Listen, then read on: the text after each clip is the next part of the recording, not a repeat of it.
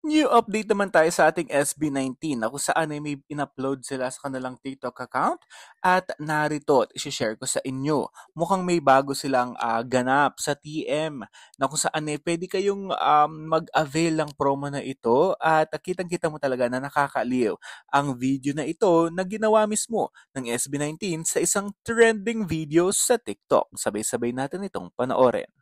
Suspect, nagsuot ng all red ng New Year para swerte daw! Ay, nonchalant siya. Suspect, kumain ng grapes sa ilalim ng lamesa para swertehin buong taon. Sino bang ayaw swertehin? Pag gusto mo rin naman. Suspect, naglagay ng pera sa likod ng phone para di maubusan ng pera ngayong taon. Suspect, naglagay ng pera sa bulsa tapos tumalo ng New Year para swertehin. Suspect, ginawa lahat ng ginawa nila para todo-todong swertehin sa 2025. Suspect. Ito yung hindi pa sumasali sa TMEC Raffle, oh. Kilala ko yun, oh. Yung mukha na yun, oh. Sila, ayan, Huli kayo ngayon! Ano ba hinihintay nyo, ha? Sige.